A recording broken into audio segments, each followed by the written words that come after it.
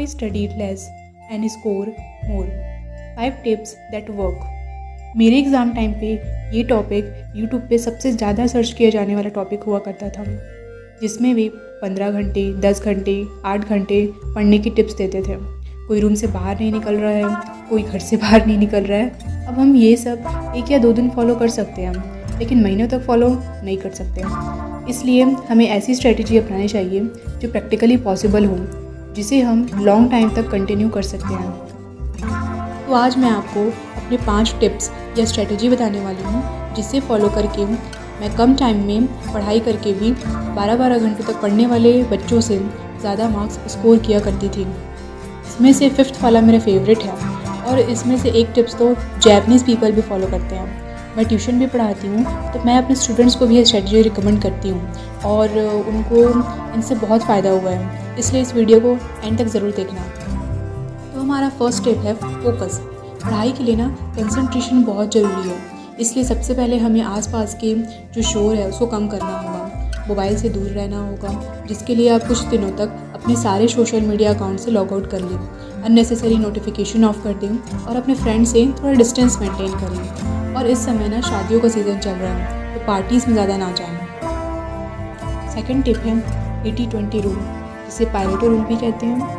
इसमें हम अपना पूरा syllabus and previous year question paper check करते हैं और उन टॉपिक्स को हाईलाइट करेंगे जो सबसे ज़्यादा बार एग्ज़ाम में पूछा गया है।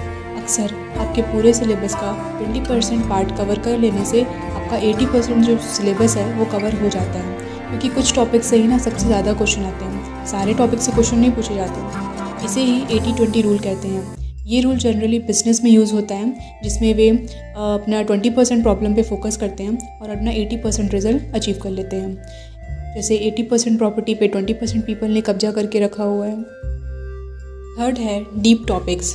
हमें डीप टॉपिक्स जैसे लॉन्ग आंसर क्वेश्चन जिससे बनते हैं उनको करना है। ये हमें स्टोरी फॉर्म में याद करना है। इसमें जो इंपॉर्टेंट वर्ड्स होते हैं उनको हम हाईलाइट कर लेंगे, जिसे रिवीजन करते समय सिर्फ हम उन हाईलाइटेड वर्ड्स को ही अगर रिवाइज़ करते हैं तो हमारा पूरा आंसर हमें रिकॉल कर लेते हैं। ये ज़्यादा मार्क्स में आते हैं, इसलिए इसे अच्छे से करना है। फोर्थ है माइक्रो नोट। जब हम चैप्टर के बड़े बड़े क्वेश्चन कवर कर लें तो हम ऑब्जेक्टिव क्वेश्चन पे आएंगे। इनमें से तो मैक्सिमम क्वेश्चन आपको ईजिली याद हो जाएंगे, लेकिन जो टफ़ है ये आपसे याद नहीं हो रहा है, उन ऑब्जेक्टिव्स का अलग पेपर में माइक्रो नोट्स बना लें और इन्हें डेली सुबह उठने के बाद सबसे पहले और रात में सोने से पहले एक बार बस पढ़ लें। जो याद हो गया हो उसे टिक करके एलिमिनेट करते जाएं। ऐसे आपके सारे ऑब्जेक्टिव्स कवर हो जाएंगे। अब आते हैं 5th टिप की ओर, जो सबसे इफेक्टिव है और मेरा पर्सनल फेवरेट भी है। इसे फॉलो करने के बाद आपकी प्रिपरेशन कंप्लीट हो जाएगी और आपको सब अच्छे से याद हो जाएगा, और वो है स्मार्ट रिविज़न।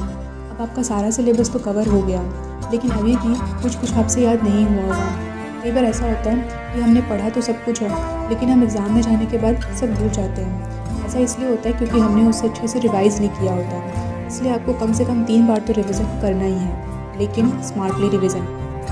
हम रिविज़न के लिए पाइमन टेक्निक यूज़ करेंगे, जो जैपनीज़ पीपल भी फॉलो करते हैं। इसमें टॉपिक को याद करने के बाद हम एक टीचर की तरह एक्सप्लेन करेंगे।